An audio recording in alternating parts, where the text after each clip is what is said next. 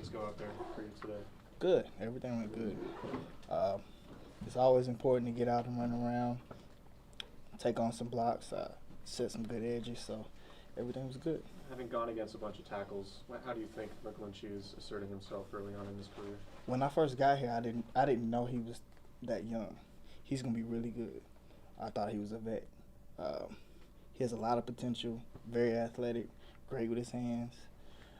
Us going against each other is gonna make us better. It's gonna be fun, and he'll see on Sunday it's gonna be a lot easier. So. Does his demeanor make him seem like a vet too? I mean, it seems like He's very mature, and yeah. Did you get a look at Nick Bosa out there today? I did. He looks good, man. He's healthy. That's always the most important thing to me. He's healthy. He's ready to go. He's just, as a young guy, you got to stack the days, you know, and he's going to understand his routine, what gets him going, you know, and once we get into the season, man, we'll be ready to go. Yesterday, John Lynch was talking about the investments that have been made on the D-line and kind of the expectations for you guys to kind of set the tone for the entire defense. Do you guys embrace those expectations, or how do you? Of course, we definitely embrace it. Every defense, the heart and soul is up front. At least you want it to be, and we understand what the expectations are, but we got to put in the work. And this is the time to do it, and that's what we're doing. What are the expectations you guys have of yourself? Work every day.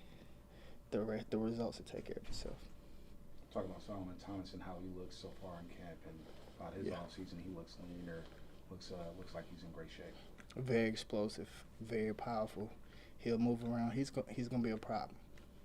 What kind of leader is DeForest? I mean, we talked to him, but he's not an overly vocal guy. But it seems like everyone sort of has been gravitating towards him. We're grown men. We don't need no one to be overly vocal.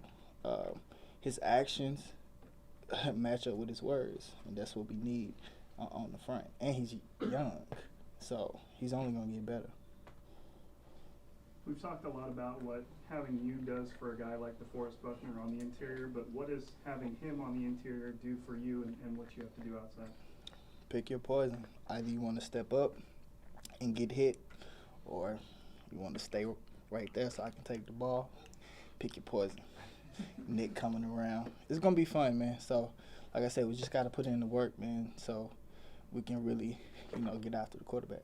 McGlinchey was saying that you guys have such versatility with the front, where guys could be lining up in different spots, that it could confuse an offense, especially, he says, when he faces you in training camp, they're going to get to face you for 4 straight weeks, but a team that only gets to prepare 1 week against you guys, do you think that could create issues with some of the different skill sets that you guys could mix around? Yeah, and that's why it's important that we work on that skill set now, because we can move guys around. We got a lot of talent.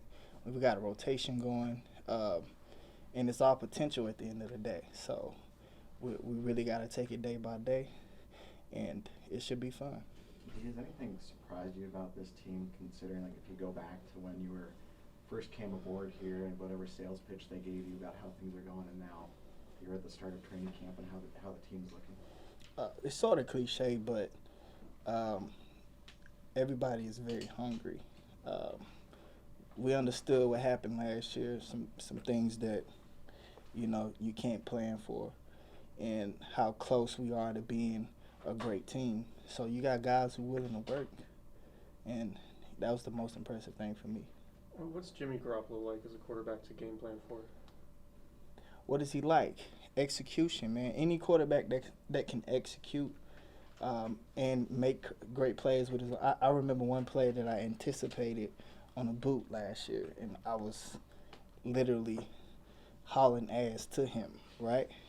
And he sidearms it. I mean, that's hard to do, man. So he can make plays, and he can execute. So unfortunately, the obvious happened last year. So we'll be happy to see he's healthy, he's ready to go. So we'll be rolling. What do you remember most from McGlinchey in that Week 3 game last year? Well, I was on Joe. Oh, okay. Did you always Joe the whole time? Joe the whole time. Okay. Me and Joe. So, and that was fun. It was tough. We got after each other. It was actually kind of talking between plays sometimes. He thought I was outside a couple times, but something to get used to. It was very, very fun. It's very fun. You have to be so disciplined. My week of practice that week was insane because I understood what I had to bring to at least give myself a chance against Joe. So. Where does Joe rank as far as some of the top tier Number one. tackles? Number one? Number one. What? If I can't say Joe, who's the best? McGlinchey. My guy. McGlinchey. There we go. What about Joe in your mind places him at that top spot for you? The obvious, man. Have you seen him play? Of course I have. All right. Yeah. Oh, I want to hear Hard from to you. block, Yeah. man. He's hard to get around. He's strong. He's physical. He's great with his feet. He's consistent. And the biggest thing is he's available. What year is this? 13. Come on, man. He's great, man, and he's consistent. And you're not going to beat this man unless you're bringing your hands consistently. You know what I mean? So it's Joe Staley, man.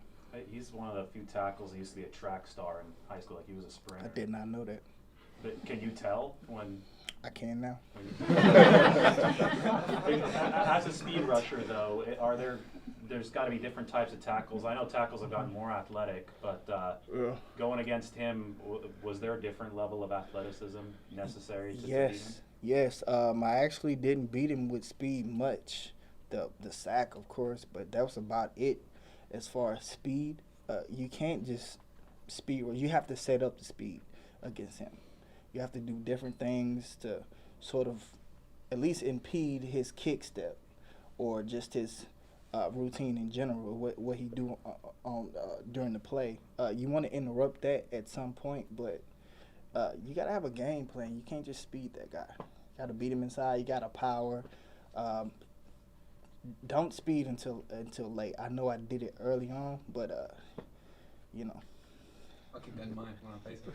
Yeah, right. What's the key to not getting sick of getting yelled at by Chris Cassari? What's the key? There is no key. There's no key. He's a great coach. The thing about it, I've been in this league 6 years now. He's a coach, and I ain't trying to throw no shade at any other coach. He's a coach, and he has expectations, but the thing you have to respect is that man knows his stuff. He knows what he wants out of players, and it's either you're here or it's going to be hell to pay day to day. I mean, this is professional sports, man. So, and in that, it's hard to find great coaches like him. So, we grown men. You should be able to take it. What is hell, though? Like, what does he do to make you feel that? Just yelling at you?